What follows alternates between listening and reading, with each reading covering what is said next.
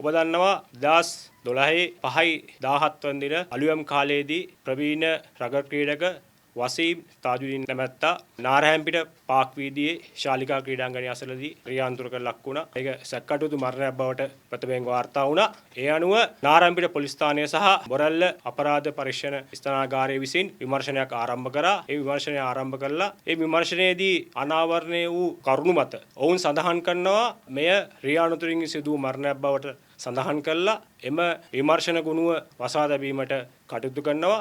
ඉන් අනතුරුව 2015 දී එවකට කොළඹ දිසාව භාර නියෝජ්‍ය පොලිස්පති ගාමිණී මතුරට මහතා විසින් එවකට පොලිස් පරිෂද කටයුතු කර එන්.කේ. ඉලංකෝන් මහතාට වාර්තාවක් යොමු කරනවා. එම වාර්තාව අනුව එවකට පොලිස්පති එන්.කේ. ඉලංකෝන් මහතා මෙම වසීම් තාජුදීන් මහතාගේ ඝාතනය සම්බන්ධව විමර්ශන අපරාධ පරීක්ෂණ දෙපාර්තමේන්තුව වෙත පවරනවා. අපරාධ පරීක්ෂණ දෙපාර්තමේන්තුව වෙත විමර්ශන පැවරීමෙන් අනතුරුව ඔවුන් මේ සම්බන්ධව ඉතාමත් පුළුල් ලෙස විමර්ශන කටයුතු සිදු කරනවා. එම විමර්ශන කටයුතු වලදී අනාවරණය වෙනවා මෙම මරණයේදී ප්‍රථම පශ්චාත් මරණ පරීක්ෂණය නිවැරදි ලෙස සිදු වුණේ නැහැ බව සැකසහිත බව. ඒ අනුව අපරාධ පරීක්ෂණ දෙපාර්තමේන්තුව විසින් ගල්කිස්ස මහේස්ත්‍රාත් අධිකරණය වෙත කරුණු වාර්තා කළා. මෙම මృత ශරීරය ගොඩ ගැනීමට කටයුතු කරනවා. ගොඩ අරගන්නේ එවකට කොළඹ ප්‍රධාන අධිකරණ වෛද්‍ය නිලධාරී විශේෂඥ වෛද්‍ය අජිත් තෙන්නකෝන් මැතිතුමාගෙන් යුත් ත්‍රිපුද්ගල කමිටුවක් මගින් තමයි ඊට පසුව මෙහි දෙවන පශ්චාත් මරණ පරීක්ෂණය සිද්ධ වන්නේ. ඒ දෙවන පශ්චාත් මරණ පරීක්ෂණයේදී අනාවරණය වෙනවා මෙම සිරුරේ ඇතැම් අස්ථි කොටස්. පපුව උදර බෙල්ල ප්‍රදේශයේ අස්ථි කොටස් අස්ථාන ගත වී ඇති බව. ඒ අනුව නිගමනයකට එළඹෙනවා මෙය මාරක රියන්තුරක් මගින් සිදු වූ මරණයක් නොව මෙය මනුෂ්‍ය ඝාතනයක් බවට නිගමනය කරනවා. ඒ අනුව තවදුරටත් අපරාධ පරීක්ෂණ දෙපාර්තමේන්තුව විමර්ශන කටයුතු මෙය මනුෂ්‍ය ඝාතනයක් බැවින් සිදු කරනවා. එහිදී අපරාධ පරීක්ෂණ දෙපාර්තමේන්තුව විශේෂයෙන් අවධානයට ලක් කරනවා මේ වසීම් තාජුදීන් මහතාගේ වාහනය ගමන්ගත් මාර්ගය. වර්ගයේ මෝටර රථයක්.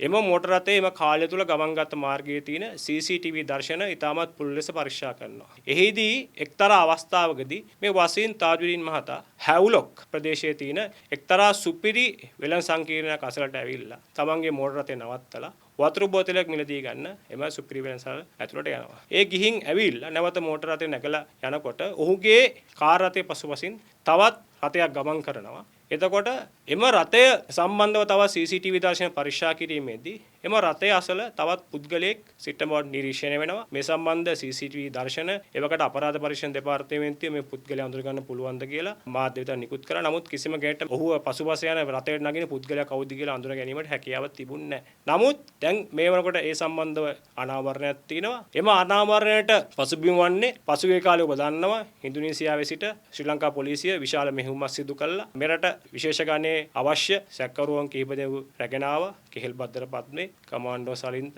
පාන්දුරේ නිලංග, බැකෝ සමන් සහ තැඹිලි ලහිරු කියන සැකකරුවන්. එතකොට මෙම අපරාධකරුවන්ගේ සිටියා බැකෝ සමන් කියලා එම සංවිධානත අපරාධ කළේ සමාජිකයෙක්. මෙම බැකෝ සමන්ගේ ප්‍රශ්න කිරීම හැම අනාවරණය වෙනවා මොහු එවකට අරුණ ශාන්ත නොහොත් මිද්දනියේ කජ්ජා නැමැති සංවිධානාත්මක අපරාධ කළේ සමාජිකයා මෙම වසරේ මුල් කාලයේදී ඝාතනයට ලක් වෙනවා. ඔහුගේ ඝාතනයට ඍජුම සම්බන්ධයක් තියෙන කියලා බැකෝ සමන් නැමැති පුද්ගලයා. ඒ අනුව මේ මිද්දනියේ කජ්ජා කියන පුද්ගලයාගේ බිරිඳත් මේ සම්බන්ධව අපරාධ පරීක්ෂණ දෙපාර්තමේන්තුව වෙත ස්වේච්ඡාවෙන් ඉදිරිපත් වෙලා ප්‍රකාශයක් ලබා දෙනවා. තමන්ගේ ස්වාමිපුරුෂයාගේ ඝාතනය සඳහා ඉතාමත් පැහැදිලිව මේ බැකෝ සමන් නැමැති පුද්ගලයාගේ සම්බන්ධයක් තියෙනවා කියලා. ඒ අනුව මෙම කජ්ජා නැමැත්තාගේ බිරිඳ අපරාධ පරීක්ෂණ දෙපාර්තමේන්තුව හමු ප්‍රකාශ කරනවා මෙම කජ්ජා නැමැත්තාට මරණ තර්ජන විශාල වශයෙන් තිබුණා කියලා. එහිදී ඇය සඳහන් කරනවා 2023 වර්ෂයේ එක්තරා කාලවකවානුවකට ලංකාවේ ප්‍රසිද්ධ YouTube නාලිකාවක් සමග මෙම අරුණ ශාන්ත නොහොත් කජ්ජා නැමැත්තා සම්මුඛ සාකච්ඡාවක් පවත්වනවා. එම සම්මුඛ සාකච්ඡාවේදී අනාවරණය කරනවා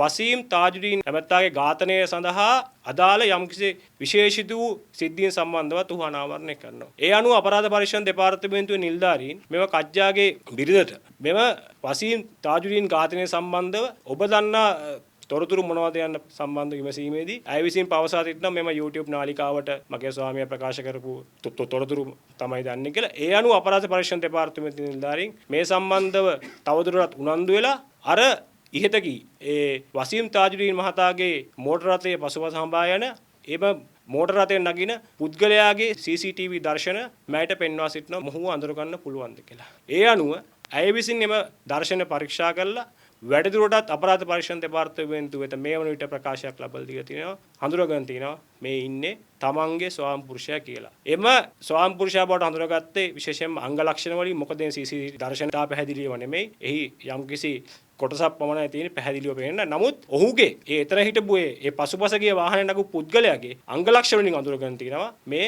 මගෙත් සමග අවුරුදු 17ක් එකට ජීවත් වූ මගේ ස්වාම පුරුෂයා බව අඳුරගෙන තිනවා. එම CCTV දර්ශනවල තියෙන එක් අවස්ථාවකදී මේ දර්ශනවල සිටින පුද්ගලයා ඉනට අත් දෙක තියාගෙන ඉන්න අවස්ථාවක් තිබිලා තිනවා. ඒ අවස්ථාවේදී අය ප්‍රකාශ කළ තිනවා මගේ මහත්තයාට කොන්දේ අමාරුවක් තියෙනවා කාලෙක ඉඳන්. ඒ අනුව එයා බොහෝ දුරට මෙම ඉරියව්වෙන් බොහෝ අවස්ථාවලදී ඉන්නවා. ඒ අනුව අයගේ ප්‍රකාශ වලින් තවදුරටත් තහවුරු වෙලා තියෙනවා. එම CCTV දර්ශනයේ සිටපු පුද්ගලයා මිද්දනියේ පෞගේ දවස්වල ඝාතනය වූ අරුණ ශාන්තනෝත් කජ්ජා බවට දැනට අපරාධ පරීක්ෂණ දෙපාර්තමේන්තුව මගින් අනාවරණය සිදු කරගෙන තිබෙනවා. ඒ අනුව මෙම තාජුදීන් ඝාතනය සම්බන්ධව අපරාධ පරීක්ෂණ දෙපාර්තමේන්තුව මගින් වසර 13ක් තිස්සේ දීර්ඝ විමර්ශනයක් සිදු කරනවා. මේ වන විට මේ සිද්ධිය වෙලා මේ සිද්ධිය සම්බන්ධව පිටින් පිට ආందోලනාත්මක තොරතුරු අනාවරණය වුණා. බොහෝ විදුර මේ විමර්ශන කල් ගියා කියලාත් කියනවා. නමුත් මේ විමර්ශන සඳහා පැහැදිලි සාක්ෂි අවශ්‍ය විමර්ශනයක් පවත්වාගෙන යන්න. එතකොට මේ වන විට මෙම අරුණ ශාන්තන කජ්ජාගේ බිරිඳගේ මේ ප්‍රකාශය හමුවේ අපිට මෙම තාජුදීන් මහතාගේ මරණය සම්බන්ධව අපිට තවදුරටත් ඉදිරි විමර්ශන කටයුතු වලට යාමට අවස්ථාව උදා වෙලා තියෙනවා. ඒ අනුව මේ වන විටත් අපරාධ පරීක්ෂණ දෙපාර්තමේන්තුව තවදුරටත් ප්‍රශ්න කරමින් විමර්ශන කටයුතු ආරම්භ කළ තිබෙනවා.